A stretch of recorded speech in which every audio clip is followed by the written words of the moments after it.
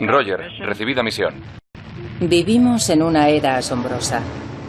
Bajando a 75 metros por segundo. Los ingenieros han logrado que un rover del tamaño de un coche aterrice en Marte. Hay físicos que investigan la esencia de la materia. Y nos comunicamos gracias a una vasta red inalámbrica global. Pero detrás de todos estos avances modernos hay algo misterioso y muy poderoso. Lo llaman el lenguaje del universo. Y quizás se trate del mayor logro de la civilización: las matemáticas. Pero, ¿de dónde salen? ¿Y por qué en la ciencia funcionan tan bien?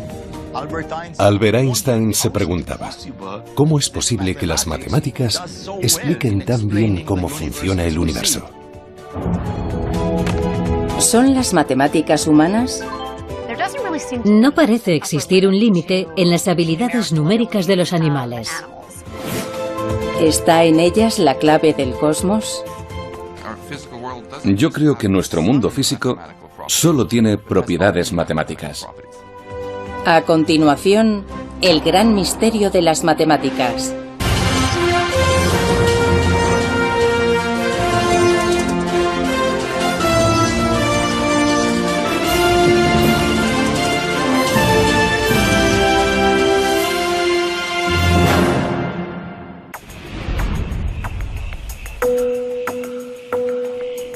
Los seres humanos han buscado siempre patrones en la naturaleza. Hace miles de años contemplaron las estrellas y descubrieron algo que llamaron constelaciones. Incluso creían que éstas controlaban nuestro destino. Observaron cómo el día daba paso a la noche y la noche al día, y cómo se sucedían las estaciones.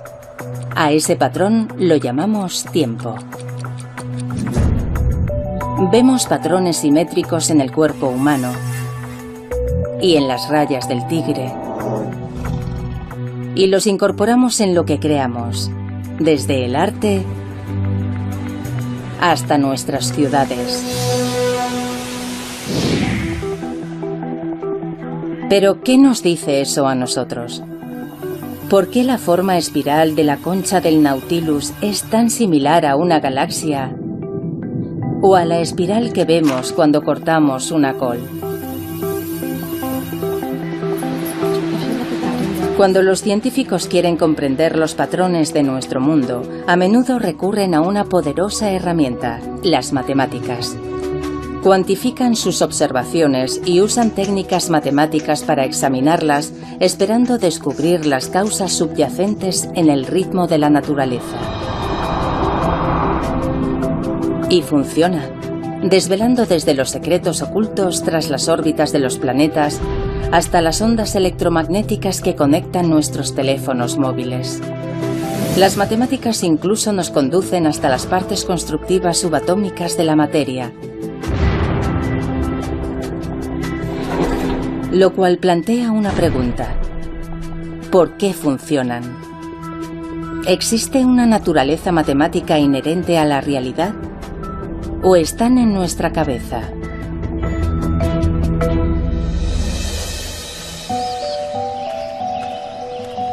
Mario Livio es un astrofísico que está fascinado con la profunda y a menudo misteriosa conexión entre las matemáticas y el mundo.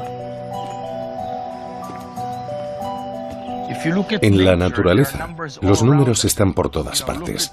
Por ejemplo, hay muchas flores que tienen 3 pétalos, como esta, o 5 como esta. Otras tienen 34 o 55, y esos números aparecen con frecuencia. Puede que parezcan números aleatorios, pero todos forman parte de lo que se conoce como la sucesión de Fibonacci, una serie numérica desarrollada por un matemático del siglo XIII. Comienzas con los números 1 y 1, y a partir de ahí sumas los dos últimos números. 1 más 1 es 2. 1 más 2 es 3. 2 más 3 es 5. 3 más 5 es 8. Y continúa así. Hoy, muchos siglos después, esta aparentemente arbitraria progresión numérica fascina a muchas personas que ven en ella la clave de todo, desde la belleza humana hasta el mercado bursátil. Aunque muchas de esas afirmaciones no se han demostrado, resulta curioso cómo la evolución parece favorecer a esos números. Lo cierto es que esta secuencia aparece con frecuencia en la naturaleza. Los números de Fibonacci aparecen en el recuento de pétalos, especialmente en los de las margaritas, pero eso solo es el principio. Estadísticamente, los números de Fibonacci aparecen mucho en botánica. Por ejemplo, si observamos la base de una piña, a menudo vemos espirales en sus escamas. Y si contamos esas espirales, normalmente hallamos un número de Fibonacci. Pero si las contamos en dirección contraria, encontraremos el número de Fibonacci adyacente.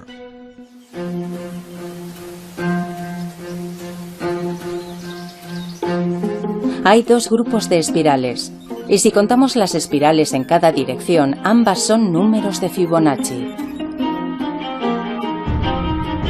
Aunque hay algunas teorías que explican la conexión botánica de Fibonacci, aún se siguen planteando preguntas fascinantes. ¿Saben matemáticas las plantas? La respuesta a esa pregunta es no. No necesitan saber matemáticas. En una forma muy simple y geométrica, las plantas, en muchos casos, disponen de una pequeña máquina que crea la secuencia de Fibonacci. Las misteriosas conexiones entre el mundo físico y las matemáticas son muy profundas.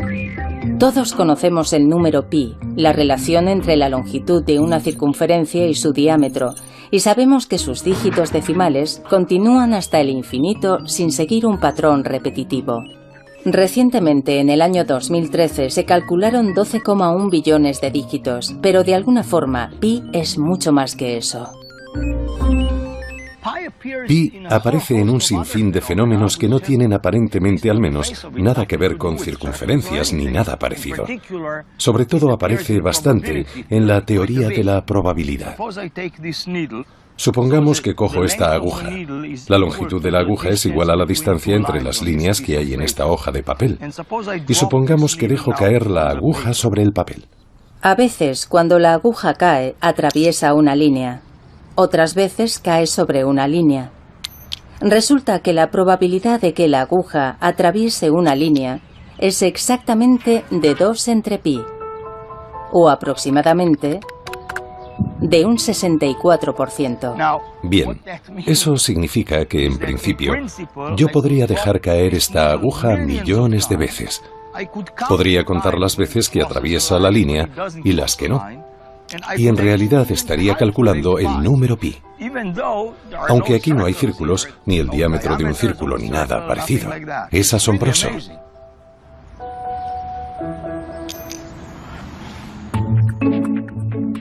Dado que pi relaciona un objeto redondo, un círculo, con otro recto, su diámetro, puede aparecer en los lugares más extraños. Algunos lo ven en los meandros de los ríos. La longitud real del río, que serpentea desde su nacimiento hasta su desembocadura, comparada con la distancia real, por lo general tiende a ser pi.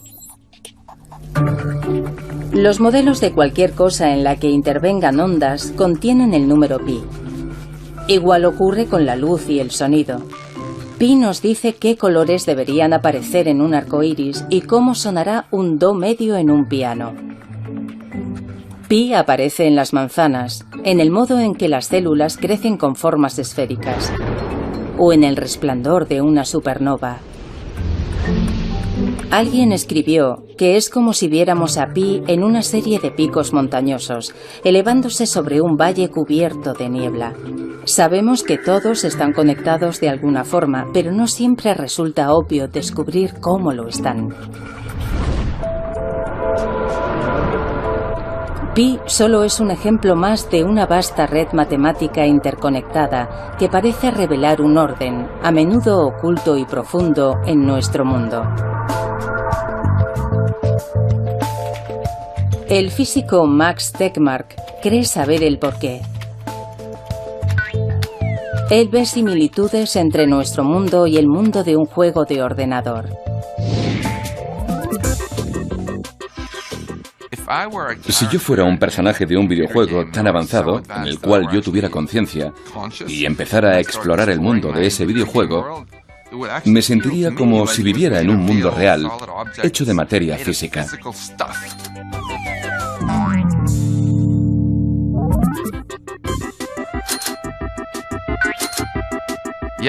Pero si, como el físico curioso que soy, empezara a estudiar las propiedades de la materia, las ecuaciones que otorgan a todas las cosas sus propiedades, finalmente descubriría que todas esas propiedades son matemáticas.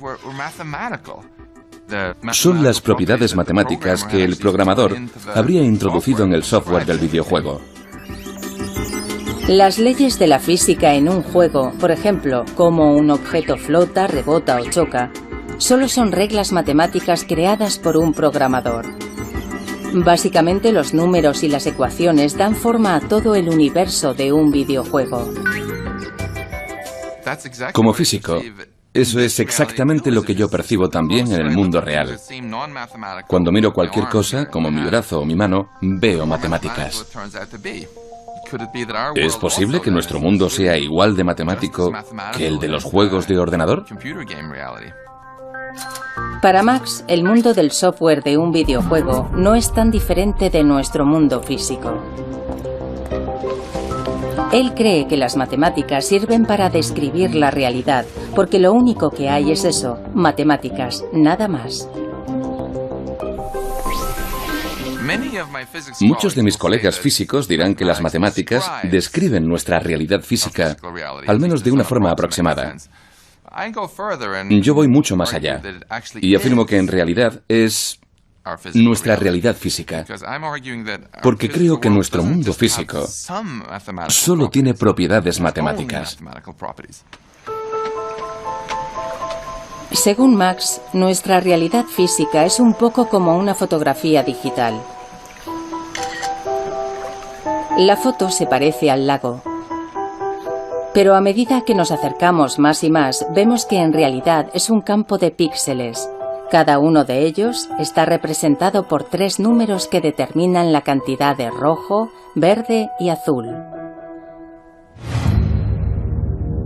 Aunque el universo es vasto tanto en tamaño como en complejidad y describirlo requiere una sucesión de números increíblemente larga, Max ve su estructura matemática subyacente como algo muy simple.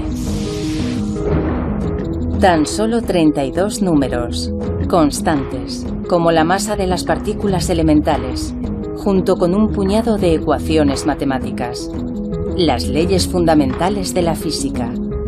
Y todo cabe en una pared, aunque aún hay algunos interrogantes. Aunque desconozcamos qué es lo que irá aquí exactamente, estoy convencido de que serán ecuaciones matemáticas. Al final, todo son matemáticas.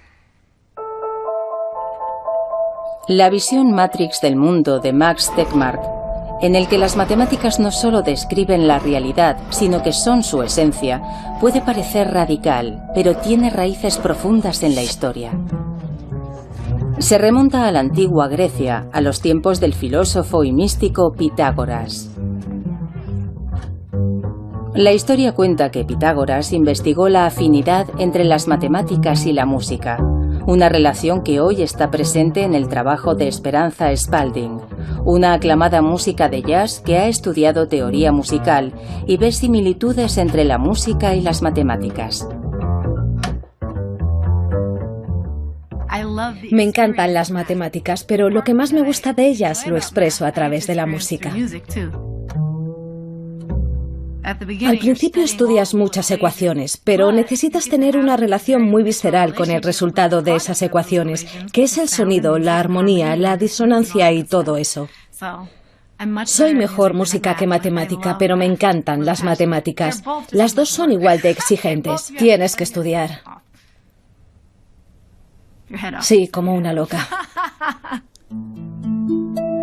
Los antiguos griegos encontraron 3 relaciones entre notas especialmente agradables. Ahora las llamamos octava, quinta y cuarta. La octava es fácil porque son las primeras dos notas de Somewhere Over the Rainbow. Es una octava. La quinta suena así, o como las primeras notas de Brilla, brilla, estrellita. Y la cuarta así, como por ejemplo en las dos primeras notas de Here Comes the Bride. Se dice que en el siglo VI a.C. el filósofo griego Pitágoras descubrió que esas relaciones musicales eran también relaciones matemáticas, que medían la longitud de las cuerdas vibrantes. En una octava, la longitud de la cuerda crea una relación de 2:1. En una quinta, la relación es de 3:2. Y en una cuarta, de 4:3. Encontrar un patrón común a través del sonido sería algo así como, bueno, si esto existe en el sonido y sucede en todos los sonidos, esta relación podría existir universalmente en todas partes, ¿no? Los pitagóricos amaban los números. El hecho de que relaciones simples produjeran sonidos armoniosos era la prueba de que existía un orden oculto en el mundo natural, y este orden estaba hecho con números. Hoy en día los matemáticos y los científicos siguen explorando en esa dirección.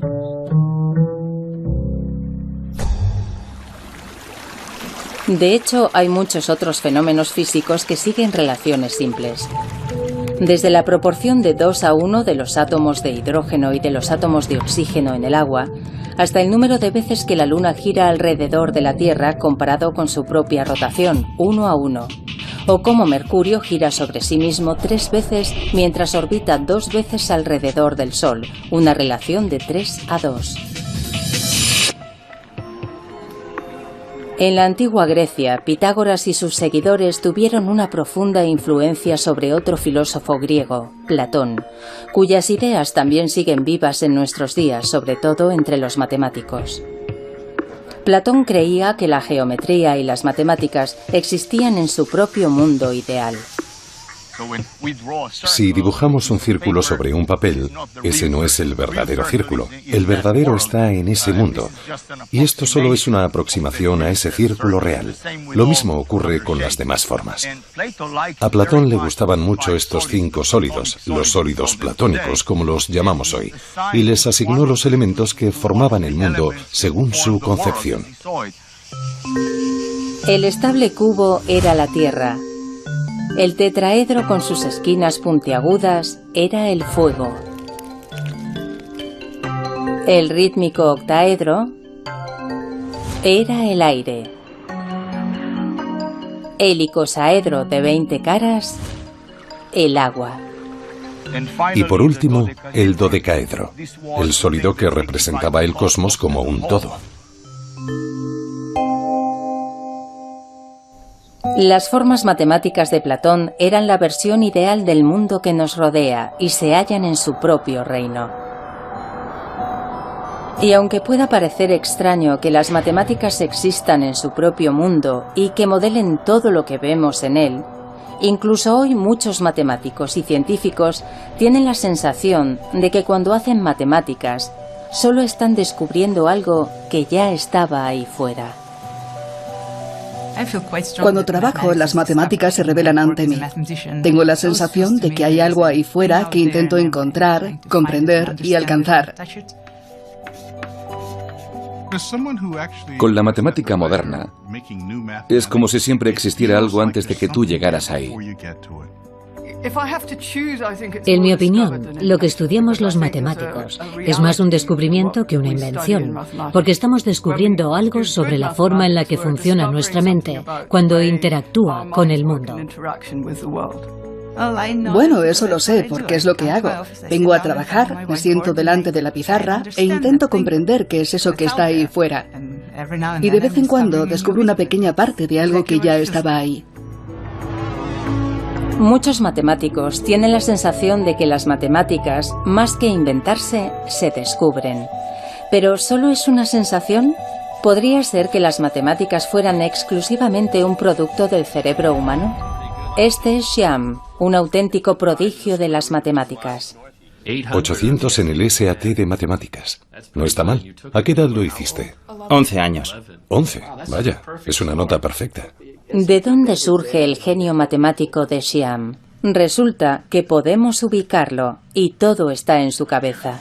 Mediante una resonancia magnética funcional, los científicos pueden escanear el cerebro de Xiam mientras resuelve pruebas matemáticas para ver qué partes del cerebro reciben más sangre y por tanto trabajan más que otras partes. Muy bien, vamos a empezar, ¿vale? En las imágenes de su cerebro, el lóbulo parietal muestra un color rojo intenso.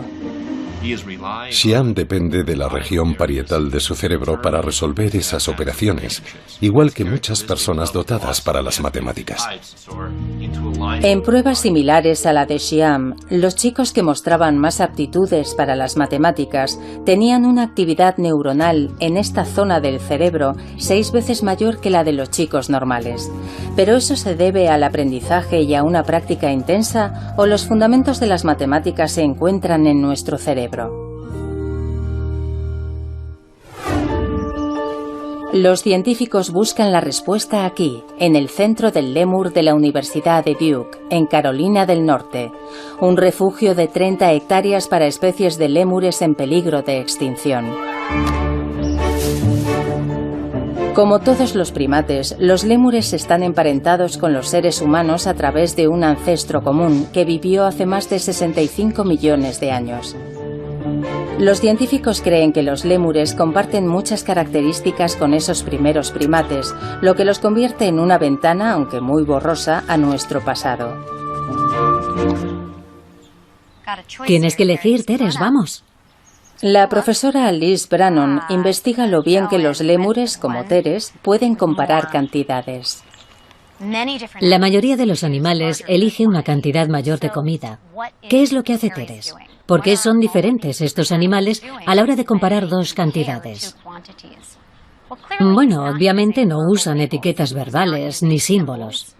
Nosotros queremos saber si realmente usan números puros, como estímulo. Para probar si Teres puede distinguir cantidades, le han enseñado un juego de ordenador con una pantalla táctil. El cuadrado rojo significa que comienza una ronda. Si lo toca, aparecen 2 cuadrados con diferentes objetos. Teres ha sido entrenado de forma que si elige el rectángulo con el número menor, consigue una recompensa, una bolita de azúcar. ¿Y si la respuesta es errónea? Lo repetimos muchas veces para tener claro que se fija en el número y no en otra cosa. Para asegurarse de que el animal reacciona al número de objetos y no a otro estímulo, Liz cambia el tamaño, el color y la forma de los objetos. Ella ha hecho miles de pruebas y ha demostrado que los lémures y los monos rhesus son capaces de aprender a elegir la respuesta correcta. Teres obviamente no posee un lenguaje y tampoco cuenta con símbolos para los números. Entonces, ¿está contando hace lo mismo que un niño cuando recita los números 1, 2, 3? No. Y aún así, parece responder a la esencia abstracta de lo que es un número. Los lémures y los monos rhesus no son los únicos. Las ratas, las palomas, los peces, los mapaches, los insectos, los caballos y los elefantes también demuestran ser sensibles a la cantidad, igual que los bebés humanos. En su laboratorio del campus de Duke, Liz ha trabajado con bebés de 6 meses. Todos miraban más tiempo a la pantalla con un número cambiante de objetos, siempre que el cambio fuera lo bastante evidente como para captar su atención. Liz también ha puesto a prueba a alumnos universitarios. Les pedía que no contaran, solo debían comparar cantidades y responder lo más rápido posible en la pantalla táctil. ¿El resultado? casi el mismo que el de los lémures y los monos rhesus. De hecho, algunos humanos no son tan buenos como nuestros monos, y otros son mucho mejores. La respuesta humana es muy variable, pero por lo general es muy similar a la de un mono.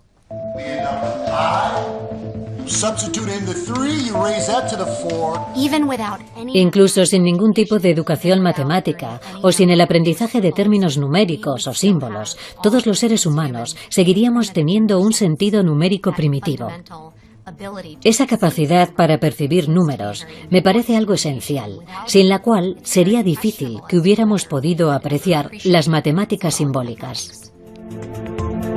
Quizás las piezas constructivas de las matemáticas podrían estar preprogramadas en nuestro cerebro como parte de un conjunto de herramientas básicas para sobrevivir, como nuestra capacidad para reconocer patrones y formas o nuestro sentido del tiempo. Sobre ese fundamento hemos creado una de las mayores invenciones de la cultura humana, las matemáticas. Pero el misterio sigue ahí. Si todo está en nuestra mente, ¿por qué las matemáticas han sido tan efectivas? A través de la ciencia, la tecnología y la ingeniería, han transformado el planeta y nos han permitido llegar incluso mucho más allá. Este es el laboratorio de reactores de propulsión de la NASA en Pasadena, California. Roger, recibida misión. Iniciando entrada. En 2012 lograron que un rover del tamaño de un coche aterrizara en Marte. Descendiendo a 75 metros por segundo. Aterrizaje confirmado.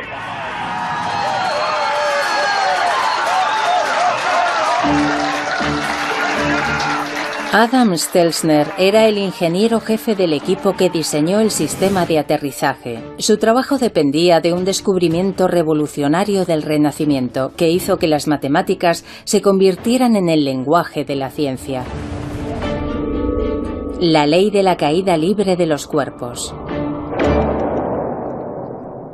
El filósofo griego Aristóteles enseñaba que los objetos más pesados caían más deprisa que los más ligeros. Una idea que superficialmente tiene sentido. Incluso en esta superficie, el patio de Marte, donde se prueban los rovers del laboratorio. Aristóteles pensaba que la velocidad a la que los cuerpos caen es proporcional a su peso, lo cual es razonable. De hecho, era tan razonable que la idea fue aceptada durante casi 2000 años. Hasta que a finales del siglo XVI fue rebatida por un matemático italiano, Galileo Galilei. Según la leyenda, Galileo dejó caer 2 bolas de cañón de diferente tamaño desde la torre de Pisa. No estamos en Pisa y no tenemos balas de cañón, pero tengo una bola de bolera y una pelota de goma. Vamos a pesarlas. Primero, pesamos la bola de bolera. Pesa casi 7 kilos. Y la pelota no pesa casi nada. Voy a lanzarlas. Según Aristóteles, la bola de bolera debería caer 15 veces más rápido que la pelota. Bueno, parece que caen a la misma velocidad. Pero esto no es lo bastante alto. Las tiraré desde más arriba.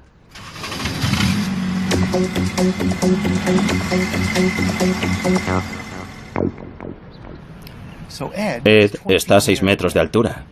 Veamos si caen a la misma velocidad. ¿Listo? 3, 2, 1, ya.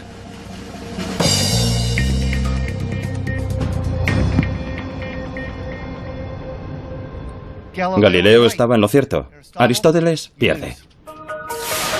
Dejar caer plumas y martillos es engañoso debido a la resistencia del aire. Bien, en mi mano izquierda tengo una pluma y en la derecha un martillo. En 1971, durante la misión del Apolo 15, esto se demostró en la Luna. Allí no hay aire. Ahora van a caer. ¿Qué les parece? Galileo tenía razón. Bola pequeña, bola grande. Aunque parece contrario a la lógica, si sacas el aire de la ecuación, todo cae a la misma velocidad. Incluso Aristóteles. Pero lo que realmente le interesaba a Galileo era que un objeto que caía desde cierta altura no tardaba el doble en caer desde el doble de altura, sino que se aceleraba. Pero ¿cómo podía medir eso? Todo ocurría muy deprisa.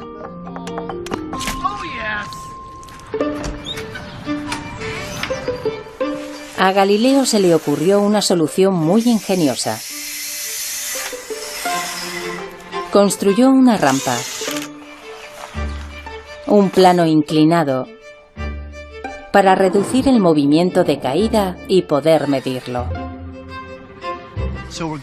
Vamos a usar esta rampa para encontrar la relación entre la distancia y el tiempo. Para el tiempo usaré una unidad arbitraria, un Galileo. Un Galileo. La longitud de la rampa que la bola recorre durante un Galileo será la unidad de distancia. Tenemos una unidad de distancia en una unidad de tiempo. Ahora lo probaremos contando hasta 2. Un Galileo, 2 Galileos. En 2 unidades de tiempo, la bola ha recorrido 4 unidades de distancia. Ahora veamos lo lejos que llega en 3 Galileos. Un Galileo, 2 Galileos, 3 Galileos. En 3 unidades de tiempo, la bola ha recorrido 9 unidades de distancia. Bien, aquí está. Ya tenemos una relación matemática entre tiempo y distancia. El ingenioso uso de una rampa demostró que los objetos al caer siguen leyes matemáticas. La distancia que la bola recorre es directamente proporcional al tiempo al cuadrado. Esa relación que observó Galileo es una expresión matemática de la física de nuestro universo. La observación que Galileo realizó hace siglos acerca de los cuerpos que caen sigue siendo igual de válida hoy. Es la misma expresión matemática que podemos usar para entender cómo caen las cosas aquí en la Tierra, rodando por una rampa, o incluso para aterrizar el rover Curiosity en la superficie de Marte. Es el poder de las matemáticas. En la visión de Galileo, las matemáticas podían usarse como herramienta para desvelar y descubrir las reglas ocultas de nuestro mundo. Más tarde escribió: "El universo está escrito en lenguaje matemático". Las matemáticas son el lenguaje con el que comprendemos el universo. No sabemos cuál es la razón por la que las leyes de la física y el universo siguen modelos matemáticos, pero es así. Mientras Galileo convertía ecuaciones matemáticas en leyes científicas, otro hombre que nació justo el año en que murió Galileo llevó todo esto a lo más alto del firmamento. Se llamaba Isaac Newton. Y trabajó aquí, en el Trinity College de Cambridge, Inglaterra. Se dice que Newton era un genio solitario, y aquí, en la bolera del jardín del Trinity College, solía caminar arriba y abajo, meditabundo y absorto, dibujando diagramas matemáticos en la gravilla. Cuentan que sus colegas recibieron instrucciones para que no le molestaran ni removieran la gravilla por donde él había pasado, por si acaso, sin darse cuenta, borraban algún importante descubrimiento científico o matemático. En 1687, Newton publicó un libro que se convertiría en un hito de la historia de la ciencia. Hoy se conoce simplemente como Principia. En él, Newton recogía observaciones realizadas en todo el mundo y usaba las matemáticas para explicarlas. Por ejemplo, cómo durante el otoño de 1680 se vio un cometa en el cielo. Newton reunió datos de todo el mundo para reconstruir el camino del cometa. El 19 de noviembre comenzaba con una observación hecha en Cambridge, Inglaterra, a las 4:30 de la mañana. Y luego hay otra a las 5 de la mañana, en Boston, Nueva Inglaterra. Newton acumulaba datos recogidos por observadores repartidos por todo el mundo para reconstruir, con cálculos de una precisión sin precedentes, el recorrido de ese gran cometa por el firmamento. La idea revolucionaria de Newton fue que la fuerza que hacía que el cometa girara a toda velocidad alrededor del Sol era la misma fuerza que hacía que las balas de cañón volvieran a caer en la Tierra. Era la misma fuerza oculta tras la ley de los cuerpos que caen de Galileo, que también hacía que los planetas se mantuvieran en su órbita. Newton llamó a esa fuerza gravedad y la describió con precisión en una ecuación sorprendentemente sencilla que explica cómo dos masas se atraen mutuamente tanto aquí, en la Tierra, como en el firmamento.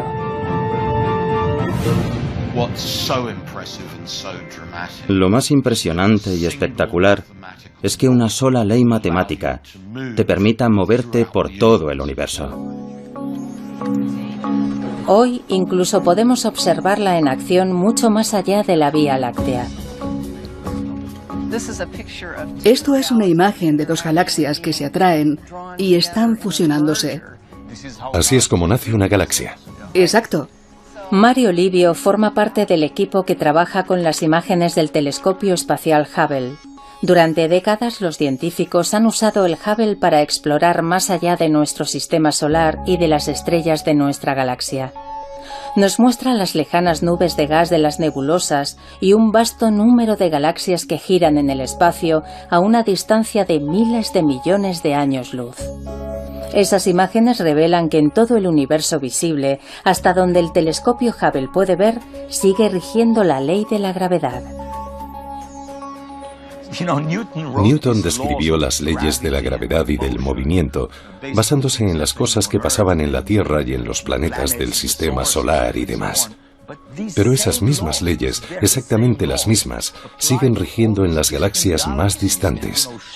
Y todo en ellas, cómo se forman y cómo se mueven, está controlado por esas mismas leyes matemáticas. Algunas de las mentes más brillantes del mundo han descubierto con asombro cómo las matemáticas impregnan el universo. Albert Einstein se lo preguntaba. Decía, ¿cómo es posible que las matemáticas, que él pensaba que eran un producto del pensamiento humano, expliquen tan bien el universo tal y como lo vemos? Y el premio Nobel de Física Eugene Wigner acuñó esta frase: la irrazonable efectividad de las matemáticas. Wigner decía que el hecho de que las matemáticas puedan describir también el universo, en especial las leyes físicas, es un don que no comprendemos ni merecemos. En la física abundan los ejemplos de esta irrazonable efectividad. Hace casi 200 años, cuando se observó que el planeta Urano se desviaba de su órbita, los científicos confiaron en las matemáticas y calcularon que estaba siendo atraído por otro planeta que nunca se había visto. Y así fue como descubrieron Neptuno. Gracias a las matemáticas se predijo la existencia de un planeta desconocido hasta entonces. Si formulas una pregunta correctamente, las matemáticas te dan la respuesta. Es como tener un sirviente que es mucho más capaz que tú. Si le dices, hazlo, y se lo dices bien, entonces lo hará. Te llevará por el camino de la verdad, hasta hallar la respuesta final. Las evidencias del asombroso poder predictivo de las matemáticas se encuentran por todas partes a nuestro alrededor. La televisión, la radio, su teléfono móvil, los satélites, el monitor del bebé, el wifi, el mando de la puerta del garaje, un GPS. Y sí, puede que incluso el mando a distancia de la televisión. Todas esas cosas usan ondas invisibles de energía para comunicarse. y nadie sabía que existían hasta conocer el trabajo de James Maxwell, un físico y matemático escocés. En 1860 publicó un conjunto de ecuaciones que explicaban cómo la electricidad y el magnetismo estaban relacionados y cómo se generaban el uno al otro. Sus ecuaciones también hacían esta sorprendente predicción. Juntos, la electricidad y el magnetismo podían producir ondas de energía que viajarían a través del espacio a la velocidad de la luz. Las ondas electromagnéticas. La teoría de Maxwell nos dio las ondas de radio, los rayos X, cosas que nadie conocía. De modo que el alcance de su teoría resultó ser extraordinario. Casi inmediatamente empezaron a buscar las ondas que las ecuaciones de Maxwell habían predicho. El intento que parecía menos prometedor de todos para controlarlas se realizó aquí, en el desván de una casa al norte de Italia. Lo hizo un joven de 20 años, Guillermo Marconi. Su experimento comenzó con una serie de chispas. La explosión de electricidad crea un campo magnético momentáneo que crea otro campo eléctrico momentáneo y que a su vez forma otro campo magnético. La energía salta entre los dos propagando una onda electromagnética.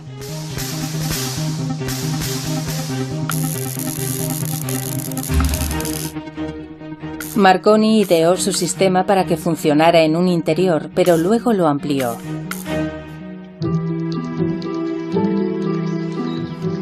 En pocas semanas construyó una gran antena detrás de su casa para amplificar las ondas procedentes de su generador de chispas. Después pidió a su hermano y a un ayudante que llevaran un receptor hasta el otro lado de la finca, detrás de una colina cercana. Llevaban escopetas para disparar en el caso de que captaran alguna señal.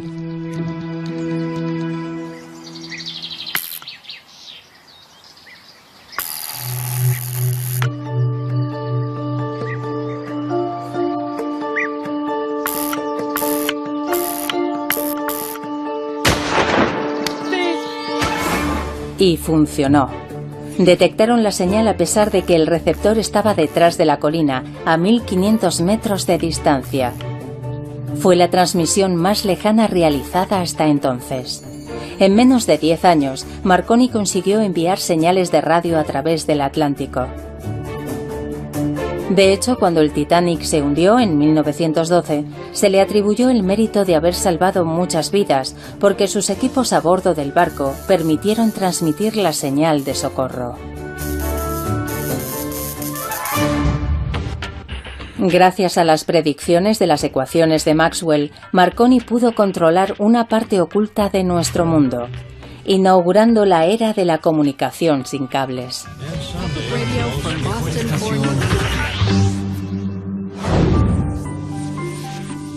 Desde Maxwell y Marconi, las evidencias de la capacidad predictiva de las matemáticas no han hecho más que aumentar, especialmente en el mundo de la física.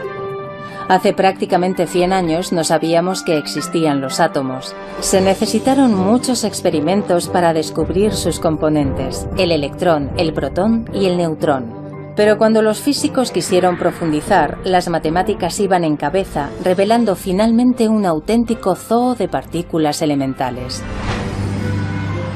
Descubrimientos que hoy continúan en el CERN, la Organización Europea para la Investigación Nuclear, en Ginebra, Suiza. Actualmente es más conocido por su gran colisionador de hadrones, un acelerador de partículas circular de 27 kilómetros construido bajo tierra. Este proyecto de 10.000 millones de dólares tiene un objetivo bien conocido: encontrar uno de los bloques constructivos fundamentales del universo.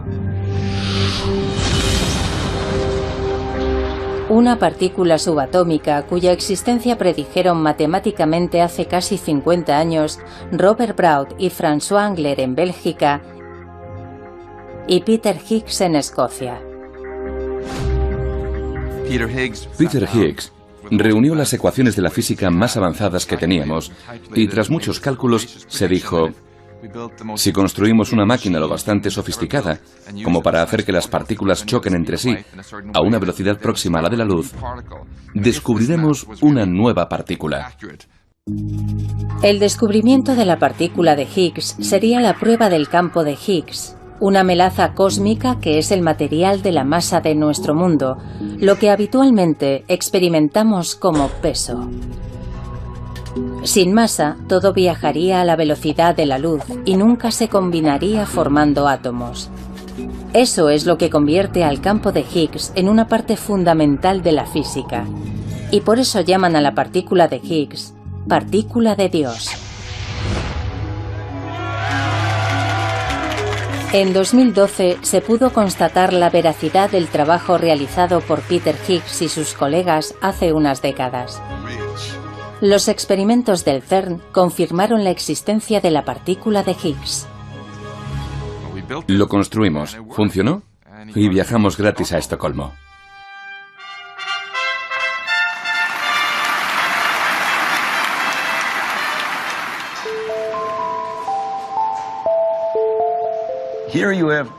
Eran teorías matemáticas que hacían predicciones muy exactas sobre la posible existencia de algunas partículas fundamentales en la naturaleza. Y lo creas o no, se hicieron experimentos y se descubrieron las partículas que las matemáticas habían predicho. Para mí es algo asombroso. ¿Por qué funciona y por qué son las matemáticas tan poderosas?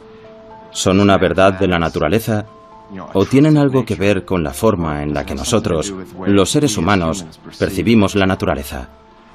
Para mí es un rompecabezas fascinante. Yo no conozco la respuesta. En la física, las matemáticas tienen un amplio historial de éxitos. ¿Pero son irrazonablemente efectivas? No todo el mundo piensa igual. En mi opinión es una ilusión. Creo que lo que ha pasado es que han optado por construir la física usando las matemáticas que se habían practicado y desarrollado históricamente.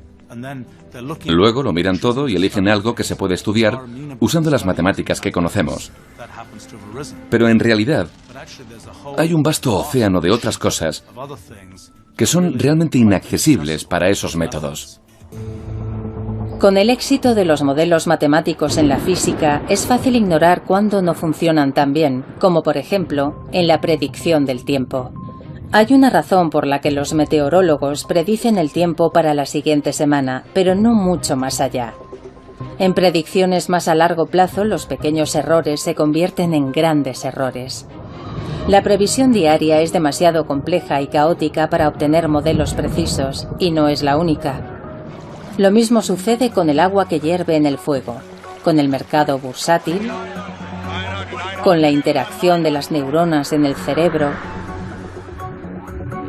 con gran parte de la psicología humana y en muchas partes de la biología. Los sistemas biológicos y los económicos resultan difíciles de estudiar con las matemáticas. Tenemos muchas dificultades para hacerlo. Por eso yo no veo las matemáticas irrazonablemente efectivas, sino razonablemente inefectivas. Quizá nadie sea más consciente del poder y de las limitaciones de las matemáticas que quienes las usan para diseñar y construir cosas, los ingenieros. Mira esas ruedas. En su trabajo, la elegancia de las matemáticas choca con el desorden de la realidad y con la funcionalidad que rige el día a día. Las matemáticas, y quizás los matemáticos, operan en el dominio del absoluto, y los ingenieros viven en el dominio de lo relativo. Fundamentalmente nos interesa lo práctico. Y por eso, con frecuencia hacemos aproximaciones, tomamos atajos. Nosotros ignoramos términos y ecuaciones para hacer cosas que son lo bastante simples para alcanzar nuestros objetivos. Muchos de los grandes logros de la ingeniería fueron construidos usando atajos matemáticos, ecuaciones simplificadas que ofrecían una respuesta aproximada, es decir, sacrificando la precisión por la funcionalidad. Y para los ingenieros, aproximada ya es mucho. Basta para llevarte a Marte. A los ingenieros no nos pagan por hacer las cosas bien, sino por hacer las cosas lo suficientemente bien. Muchos físicos ven una asombrosa precisión en la forma en que las matemáticas revelan los secretos del universo, haciendo que parezca una parte inherente de la naturaleza. Mientras que en la práctica, los ingenieros tienen que sacrificar la precisión de las matemáticas para que algo sea útil, haciendo que parezcan una herramienta imperfecta de nuestra propia invención. Entonces, ¿qué son las matemáticas? ¿Forman parte del universo o son una invención humana? Puede que ambas cosas.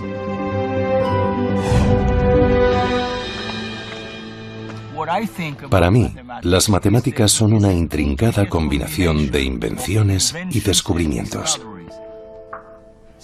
Fijémonos en algo como los números naturales, 1, 2, 3, 4, 5, etc. Yo creo que lo que pasó es que la gente observaba muchas cosas y veían, por ejemplo, que había 2 ojos, 2 pechos, 2 manos y demás. Y tras algún tiempo, de todo eso abstrajeron el número 2. Según Mario, 2 se convirtió en un concepto inventado, como el resto de los números naturales. Pero después la gente descubrió que esos números tenían todo tipo de intrincadas relaciones. Eso eran descubrimientos. Inventamos el concepto y después descubrimos las relaciones entre los diferentes conceptos. Entonces, ¿esa es la respuesta? ¿Son las matemáticas un invento y también un descubrimiento? Es una pregunta con 2 respuestas. Sí, parece que ya estaba ahí. Y sí, es algo que surge de la naturaleza creativa más profunda del ser humano. Puede que tengamos alguna idea sobre cómo funciona todo esto, pero no conocemos todas las respuestas. Al final, sigue siendo el gran misterio de las matemáticas.